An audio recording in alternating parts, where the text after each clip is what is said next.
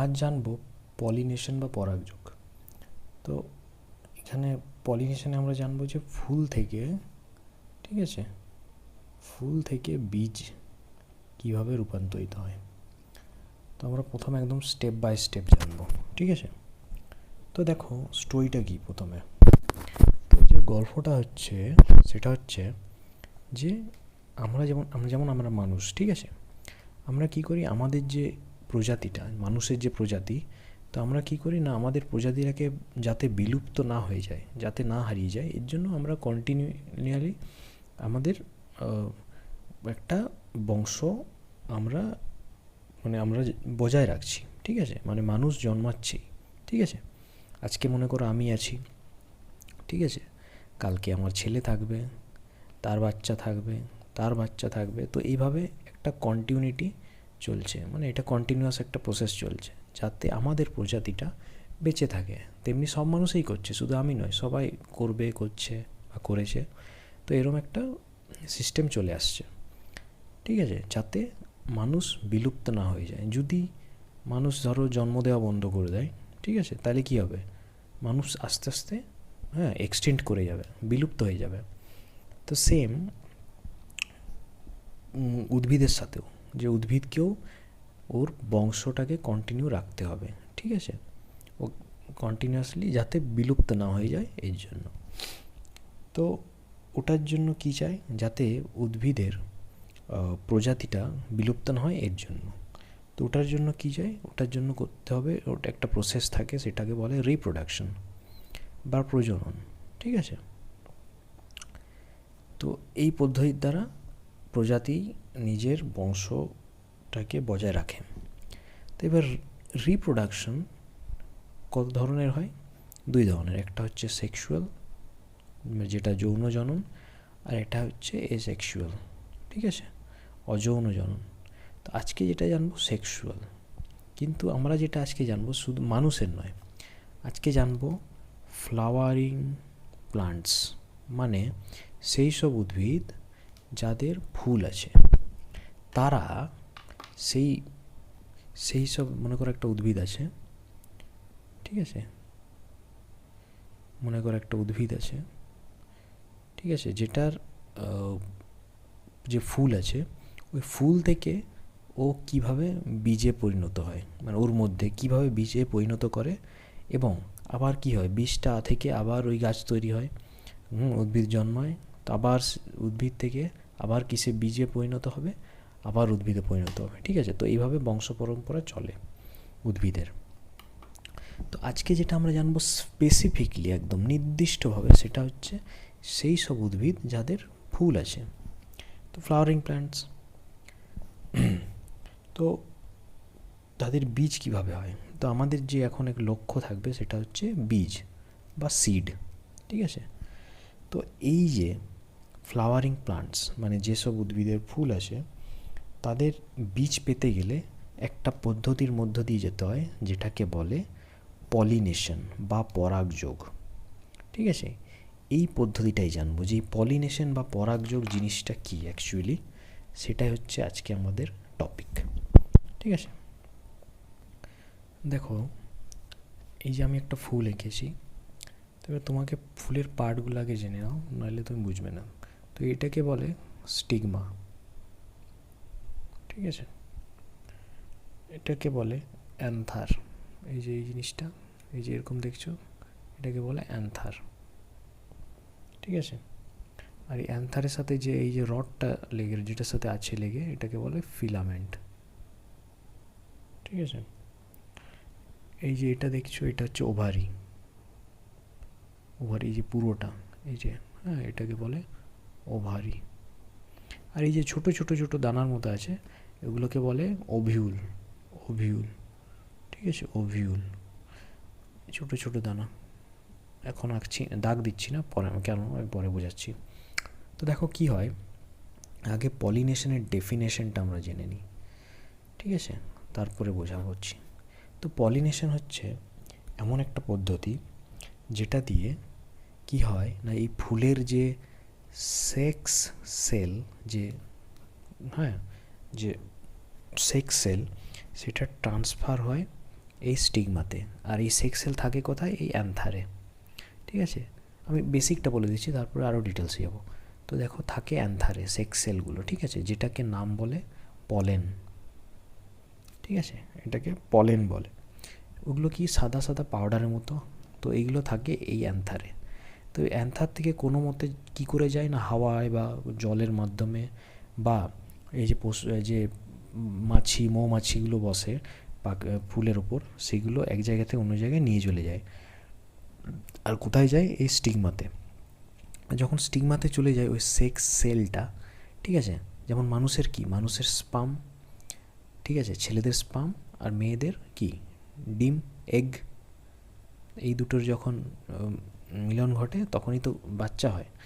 Same এখানেও যে sex সেলটা, ওর পোলেন, হ্যাঁ, তো পোলেন কী করে এখানে যায়, ঠিক আছে, এই ইয়েতে স্টিগমাতে, তারপরে স্টিগমা থেকে একদম নিচে চলে যায়, বুঝলে, ভালো করে দেখো, আমি দেখো নিচে যাচ্ছে, নিচে গিয়ে গিয়ে গিয়ে গিয়ে গিয়ে এই যে ওভিউলগুলো আছে ছোট ছোট, ওই ওভিউলের ভিতরে আছে এগ, যেমন বা ডিম। তো এই যে সেক্স সেলটা, ওটা কি হয় না, এই ওভিউলে গিয়ে ঢুকে ওটার ভেতরে যে যে এগ আছে, সে এগের সাথে মিলন ঘটায়, ঠিক আছে। তো তখন কি হয়? তৈরি হয় বীজ, সিড, ঠিক আছে। তেমনি আরেকটা মনে করি এরকম স্টিগমা আছে, সেখানেও কোনো একটা ঢুকে গেল এরম পোলেন। তো পোলেন ঢুকে গিয়ে এরম আবার এই ইয়ের সাথে, এই যে ওভিউল আছে এটার সাথে মিলন ঘটে করে বীজ তৈরি হয়, ঠিক আছে। তো এটাকেই বলে পলিনেশন। এই যে সেক্স সেলটার যে ট্রান্সফার হলো, হ্যাঁ, এই অ্যান্থার থেকে স্টিগমাতে, তো আর গিয়ে কোথায় তৈরি গেল না, এগ, যেখানে এগ আছে, কোথায় আছে এগ? ওভারিতে। এবার ওখানে গিয়ে মিলন ঘটলো, তো এটাকে হচ্ছে পলিনেশন, ঠিক আছে, যে পদ্ধতিতে একটা রিপ্রোডাকশন হচ্ছে উদ্ভিদের। এবার দেখো, আমরা যে পলিনেশন আছে এটা দু প্রকার হয়। একটাকে বলে সেলফ পলিনেশন, আর একটা হচ্ছে ক্রস পলিনেশন। এবার প্রথমে যেটা জানবো যে সেলফ পলিনেশন কি। তো সেলফ পলিনেশন হচ্ছে, মনে করে এরকম একটা উদ্ভিদ আছে, মানে ফ্লাওয়ারিং প্লান্ট আছে এরকম, যে মানে একটা উদ্ভিদ যেটা ফুল আছে, ঠিক আছে। তো একটা উদ্ভিদ আছে যার ফুল আছে। তো সেলফ মানে কি, ও নিজেই নিজের মধ্যে, মানে কি, এই যে অ্যান্থার আছে, এই অ্যান্থারের মধ্যে যে সেক্স সেল বা পোলেন আছে, সেটা ওর এই ফুলেরই যে স্টিগমাতে গিয়ে ঢুকিয়ে যে ওভারির ভিতরে যে ওভিউল আছে, আর ওভিউলের ভিতরে যে এগ আছে, সেখানে মিলন ঘটিয়ে বীজ তৈরি করবে, ঠিক আছে। তো এটা হচ্ছে সেলফ পলিনেশন, মানে একটাই, ওই নিজেই, মানে ওই উদ্ভিদের মধ্যেই, ঠিক আছে। এবার যেটা ক্রস পলিনেশন হবে, সেটা ডিফারেন্ট। সেটা কেমন না, এখানে একটা এই যে উদ্ভিদ আছে, যেটা ফুল আছে, সেম এর আরেকটা যেটা প্রজাতি আছে, আরেকটা মনে করো উদ্ভিদ নেওয়া হলো, ঠিক আছে, যেটা ধরো এরমি এরমি এরমি এরম হ্যাঁ এরমি দেখতে, এরমি। তো একই প্রজাতির, যদি এটা মনে করো একটা ফুল হয়, আম ফুল হয়, তা আরেকটা আম ফুল মনে করো আরেকটা আম ফুল আছে এরম, ঠিক আছে, আরেকটা আম ফুল আছে যার অ্যান্থার আছে। তো একটা ফুল থেকে আরেকটা ফুলে গিয়ে ওখানে নিষেক ঘটাবে। আর ওটা কে ঘটাবে, কার সাহায্যে হবে না, মনে করো কোনো পাখি বা মৌমাছি বা বাদুড়, তাদের সাহায্যে, ঠিক আছে। মানে একটা ফুল থেকে আরেকটা আলাদা, কি বললাম, আরেকটি আলাদা, ডিফারেন্ট, বুঝলে, আরেকটি আলাদা, মানে একই প্রজাতির আলাদা গাছের ফুলে গিয়ে ওখানে পোলেনটা ট্রান্সফার হবে আর মিলন ঘটিয়ে বীজ তৈরি করবে, ঠিক আছে। মনে করো দুটো আম গাছ আছে, ঠিক আছে, এই আম গাছে একটা ফুল দিয়েছে, আরেকটা একই প্রজাতি, মানে আরেকটা আম গাছ। তো এই আম গাছের ফুল থেকে মনে করো পাখি বা মৌমাছি বা বাদুড়গুলো এই আম গাছের ফুলে পোলেন নিয়ে গেল, আর ওই পোলেনের এই স্টিগমাতে লেগে গেল, আর ওইটা দিয়ে স্টিগমা দিয়ে নিচে নেমে গেল ওই পোলেন, আর গিয়ে মিলন ঘটালো ওভারির ভিতরে যে ওভিউল আছে আর ওভিউলের ভিতরে যে এগ আছে সেইখানে। ঠিক আছে, তো তখন কি হলো, ওখানে বীজ তৈরি হলো। তো এটাই হচ্ছে ক্রস পলিনেশন। একটা একই গাছের সেলফ যেটা হয় একটা গাছের মধ্যেই, আর ক্রস হচ্ছে আরেকটা একই প্রজাতির গাছ লাগে। ঠিক আছে, সেম স্পিসিস। ঠিক আছে, আরেকটা জিনিস, এই যে যে পোলেনটা আসছে, তো যদি একটা এখানে দেখো অনেকগুলো অভিউল আছে, ঠিক আছে, তো এই যদি একটা অভিউলের সাথে মানে একটা অভিউলের ভেতরে যে এগ আছে, যদি একটা অভিউলের সাথে নিষেক ঘটাচ্ছে বা মিলন ঘটাচ্ছে, তাহলে সেখানে একটাই বীজ তৈরি হবে। কিন্তু মনে করো এখানে অনেকগুলো এরকম স্টিগমা আছে, আর স্টিগমার সাথে এতগুলো ওভিউল আছে, সব ওভিউলগুলোকেই যদি নিষেক ঘটে যায় মানে মিলন ঘটে যায়, তাহলে এখানে এতগুলোই বীজ তৈরি হবে। ঠিক আছে, মানে মনে করো এখানে দেখো আমি কটা দেখো এঁকেছি, 1 2 3 4 5 6 7 8, 8টা এঁকেছি। এই 8টা যে অভিউল আছে, যদি 8টা এটা দিয়ে 8টা পোলেন আসে, ঠিক আছে, আলাদা আলাদা এরম স্টিগমা ধরো আছে, 8টা স্টিগমা আছে, ঠিক আছে, 8টা স্টিগমা দিয়ে আলাদা আলাদা 8টা এলো পোলেন, আর 8টা ওভিউলকেই নিষেক ঘটিয়ে দিল, মানে মিলন ঘটিয়ে দিল, আর 8টা বীজ পাওয়া গেল।